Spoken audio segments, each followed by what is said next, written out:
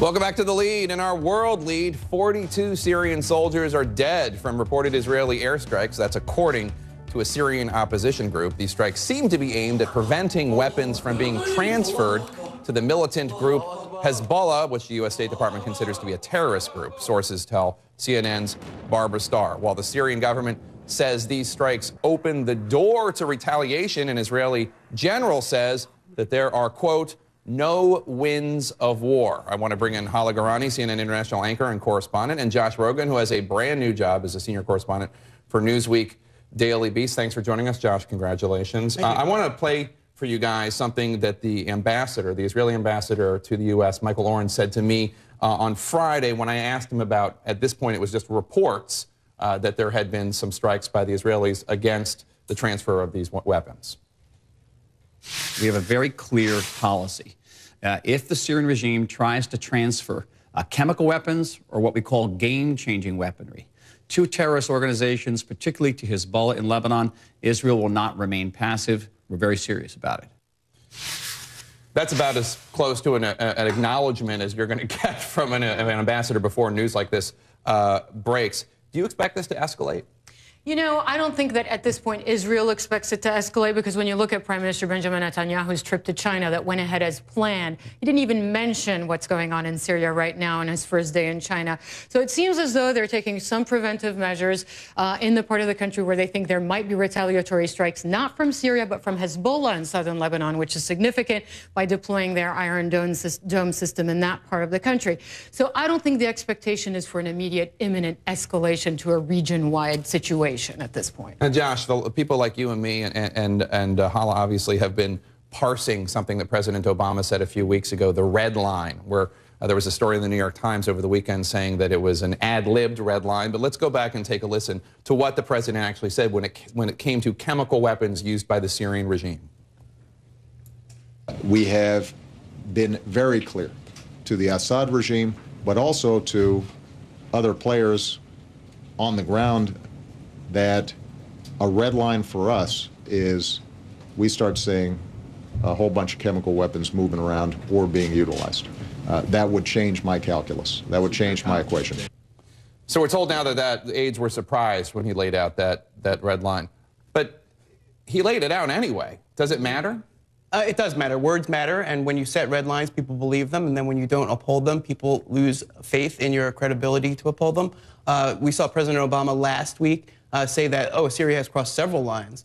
So now he's sort of walking back from the red lines. The overall problem is just getting worse. It doesn't really, in the end, matter what the lines are. What matters is what the U.S. response will be, and that's what we're all waiting to see. And Hala, we've heard from a United Nations official that there are reports, not conclusive ones, but reports that the rebels may have used... That sure complicates things, doesn't it, all of a sudden? Exactly. After we've heard from Israel and other Western countries that they believe the regime has used chemical weapons, now all of a sudden we're hearing the possibility that, wait a minute, could be the rebels. And what are you hearing about that?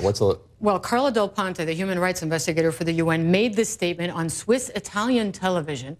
Today, the UN came out with a statement that was very short, saying, hang on, this is not conclusive. It sounded as though the UN was sort of taken aback, surprised by this Carla Del Ponte statement. So there is some confusion at the UN. I mean, that's the impression they're giving outside observers at this stage. Right. What my administration sources tell me is that the State Department and the White House don't believe that the Syrian rebels have the capability to produce these weapons, nor do they have them in their possession. I mean, we're talking about complicated weapons that are complicated to deliver on complicated weapon systems, and the Syrian opposition simply probably doesn't have the ability to do that. The most likely scenario is that was the regime that used these weapons on at least 2 occasions, maybe 4 occasions, as recently as last week. I'm told now that CNN correspondent Fred Pletkin is in Damascus. Fred, can you hear me?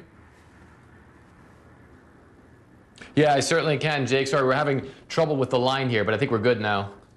So what are you hearing from Damascus? What's the latest there? Well, I mean, I can tell you that over the past couple of days, the Syrian regime is absolutely angry. First of all, of course, at these airstrikes that went on. One of the things that happened is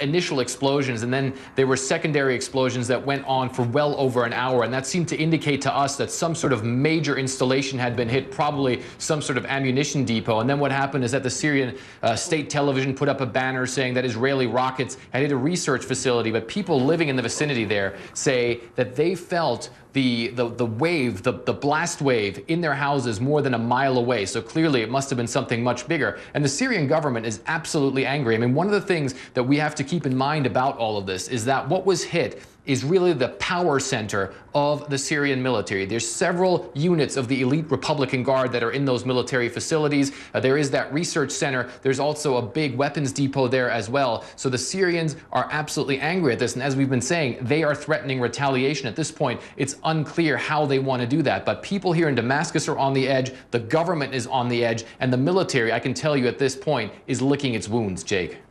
And Josh, this wouldn't be the first time if the Israelis conducted this, and it certainly seems like they probably did, but it wouldn't be the first time that the Israelis had actually bombed a site in a local Arab country, and there really hadn't been all-out war as a result. Right. Let's remember that Israel attacked Syria's suspected nuclear reactor in 2007. They attacked another arms shipment to Hezbollah in January, and then there was the attacks on Thursday and then probably Saturday. So that's at least 4 we can name that haven't gotten a big response. Let's remember, this is not an Israeli attack on Assad. It's an Israeli attack on Iran and Hezbollah. That's the battle that's going on the streets of Damascus as increased Hezbollah and Iranian activity forces the Israelis to respond. But this reinforces the narrative of the Assad regime.